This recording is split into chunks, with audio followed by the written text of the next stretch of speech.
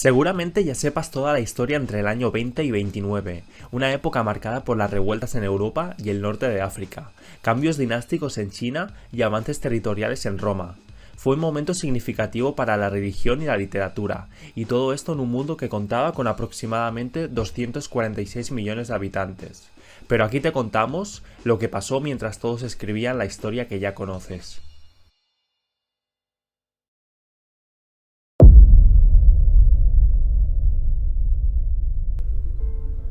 En la antigua Roma, los esclavos eran considerados propiedad de sus dueños y eran utilizados para realizar todo tipo de tareas, desde trabajos en el campo hasta labores domésticas. Sin embargo, algunos esclavos eran entrenados para convertirse en gladiadores y participar en espectáculos públicos en los que luchaban contra otros gladiadores o incluso contra animales feroces. Pero en el año 21 después de Cristo, el emperador romano Tiberio emitió un edicto que prohibía que los esclavos participaran en los Juegos Olímpicos. Esta decisión fue tomada por Tiberio para evitar que los esclavos se convirtieran en una especie de celebridad por sus habilidades atléticas y ganaran un cierto grado de libertad y reconocimiento público. ¿No os recuerda mucho a una película muy famosa? La decisión de Tiberio tuvo un impacto significativo en la participación de los atletas. Muchos esclavos que estaban siendo entrenados para competir fueron retirados de los juegos y sus habilidades deportivas quedaron en gran parte sin explotar. La decisión también reforzó aún más la idea de que los esclavos eran propiedad de sus dueños y no tenían derechos. A pesar de la prohibición de Tiberio, los esclavos aún podían participar en otros deportes y espectáculos públicos, como carreras de caballo y juegos de pelota. Estos deportes a menudo eran organizados por los propios dueños de los esclavos y los beneficios económicos de la victoria casi siempre iban a los propietarios en lugar de los atletas. La orden de un emperador no pudo aplacar las ganas de gloria y de dinero, y aunque estos fueran menores, seguro que hubo muchas historias de gladiadores que consiguieron su libertad de esta manera.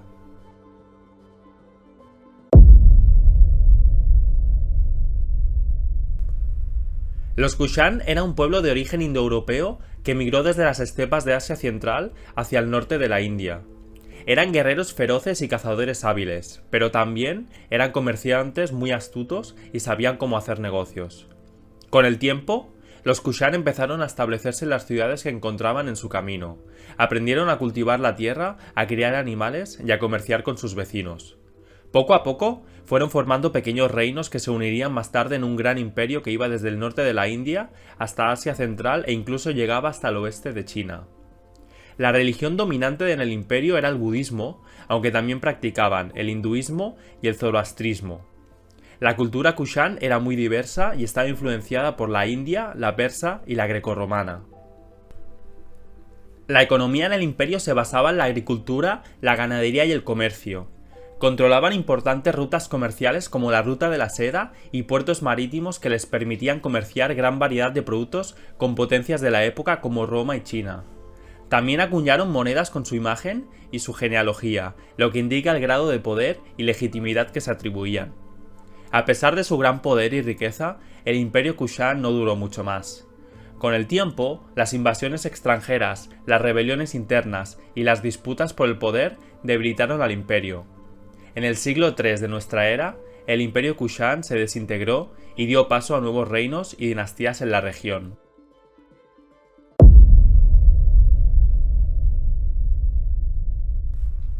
¿Te imaginas tener que escribir con una pluma de ave? Es muy antiguo. Pero por suerte en el siglo XXI tenemos todo tipo de objetos de escritura modernos. ¿Pero alguna vez te has preguntado cómo se fabricaron los primeros bolígrafos? La historia de los bolígrafos comienza en la antigua Roma, donde se fabricaron los primeros utensilios de escritura metálicos. Antes de eso, se usaban plumas de ave y otros materiales para escribir. Los romanos descubrieron que el metal era un material más resistente y duradero que las plumas de ave, así que comenzaron a fabricar bolígrafos y otros utensilios de escritura a partir de materiales como el bronce y el hierro. Obviamente, estos primeros bolígrafos eran muy diferentes a los que conocemos hoy en día. No tenían tinta en su interior, sino que se mojaban en una tinta líquida antes de escribir. Además, la punta no era esférica, sino que tenía una forma más similar a la de un cincel. A medida que pasaron los siglos, la tecnología de fabricación de bolígrafos fue evolucionando. En la Edad Media se comenzaron a fabricar plumas de acero, que permitían una escritura más fina y precisa. Pero no fue hasta el siglo XIX cuando se produjo una verdadera revolución en la fabricación de bolígrafos. Fue entonces cuando se inventó la pluma estilográfica, que permitía una escritura más rápida y cómoda.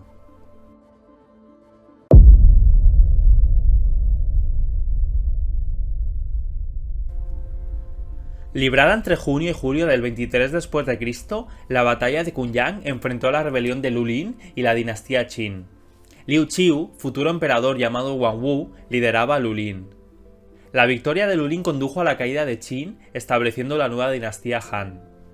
La rebelión fue causada por años de gobierno incompetente, lo que llevó a los campesinos de todo el país a organizarse en contra del emperador Wang Mang, de la dinastía Qin.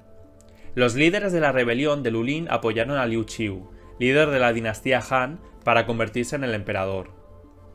Wang Mang intentó aplastar a Lulin antes de ganar impulso. A pesar de estar divididos, Lulin conquistó castillos y Liu Qiu se replegó en Kunyang, insistiendo en asegurar la región. Los rebeldes contaban con una fuerza de alrededor de 10.000 hombres, mientras que el ejército de la dinastía estaba compuesto por unos 430.000 hombres, aunque en algunas fuentes históricas llegan a contar hasta 600.000. A pesar de la gran diferencia numérica, Liu Qiu estaba decidido a librar la batalla. La dinastía atacó con mucha fuerza, pero Liu Qiu y su ejército lograron mantenerse firmes y resistir el embate enemigo, disminuyendo la moral del ejército atacante. Finalmente, después de una larga y sangrienta batalla, el ejército de la rebelión consiguió la victoria. La batalla de Kunyang fue una de las más importantes de la historia de China y un ejemplo de cómo la organización y la disciplina pueden hacer la diferencia en una batalla. ¿Conoces otras batallas tan épicas como esta?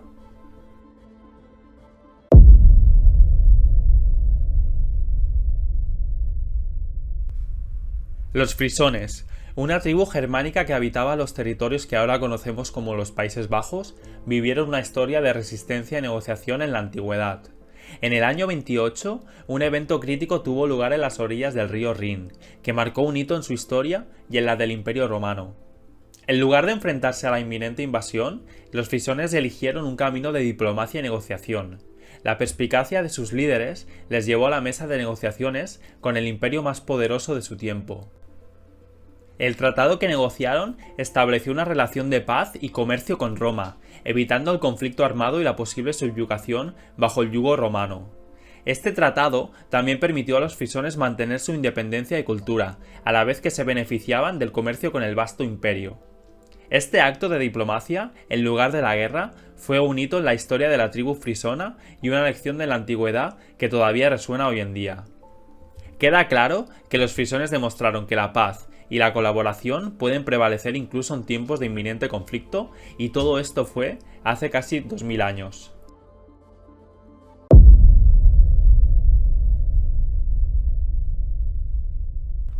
¿Sabías que hubo un tiempo en que los actores fueron expulsados de Roma por el Senado? Pues sí, como lo oyes. En el año 24, los senadores decidieron que las actuaciones en los teatros estaban causando una mala influencia en la sociedad romana.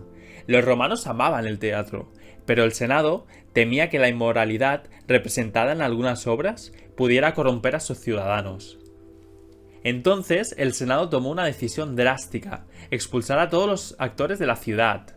Estos no se rindieron y siguieron actuando en otras ciudades, y no había forma de detenerlos. Años después, la situación cambió y los actores fueron aceptados nuevamente en Roma y el teatro renació. Solo puedo decir que el amor por el arte y la expresión siempre encuentra un camino para seguir.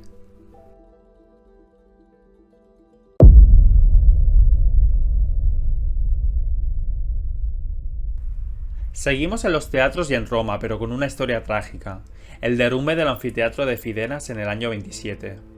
El pueblo, al norte de Roma, estaba emocionado con la gran inauguración de su anfiteatro. 50.000 espectadores asistieron para disfrutar del espectáculo. El problema comenzó con la construcción. El anfiteatro fue edificado con materiales de baja calidad y sin seguir las normas de seguridad adecuadas. De repente, durante el evento, las gradas comenzaron a ceder y la estructura a colapsar. La gente corría despavorida tratando de salvar sus vidas, pero 20.000 de los 50.000 espectadores no pudieron escapar. Tras el desastre, los rescatistas trabajaron arduamente para encontrar sobrevivientes y ayudar a los heridos.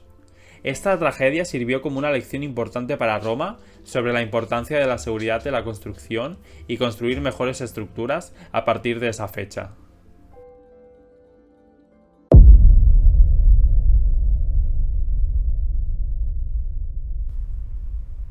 Seguimos con la historia en la antigua China. Luoyang se convirtió en la capital de la dinastía Han, una ciudad llena de historia y esplendor. En el año 25, el emperador Guangwu, tras fundar la dinastía y después de la caída de sus rivales, buscó unificar el territorio y traer la paz y la estabilidad a su pueblo.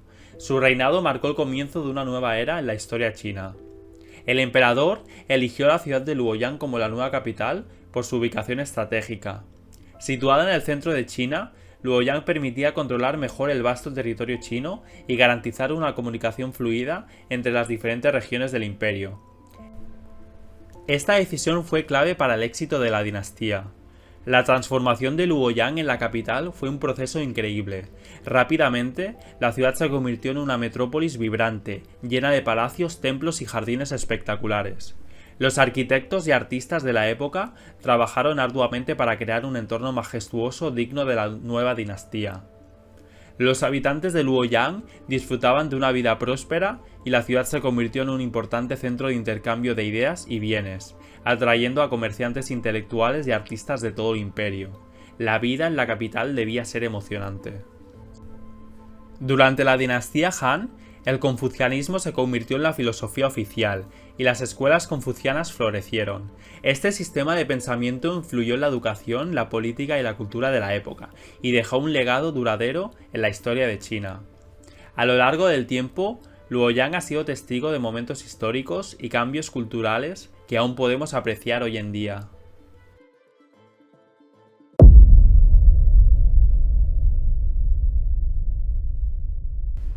El cristianismo hoy en día es de las religiones más conocidas.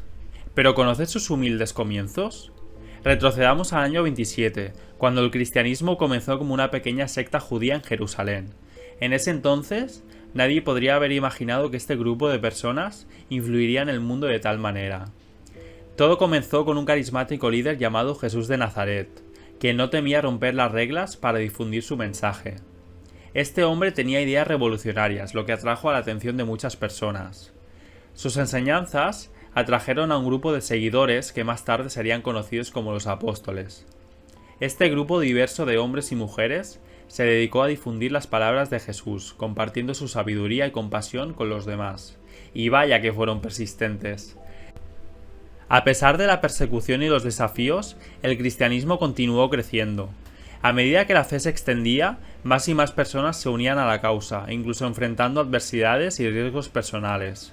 Con el tiempo, esta pequeña secta se convirtió en una de las religiones más importantes del mundo.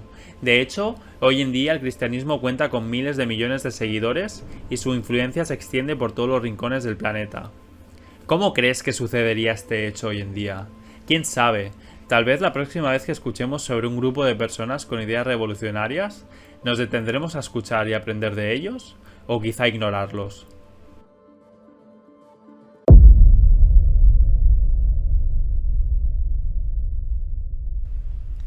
¿Conoces la vida de Poncio Pilatos? Un personaje histórico que se vio envuelto en uno de los episodios más famosos y controvertidos de la antigüedad. En el año 26, Poncio Pilatos fue asignado como prefecto de Judea, una provincia romana problemática. La región, considerada turbulenta y conflictiva, estaba gobernada con mano dura por las autoridades romanas.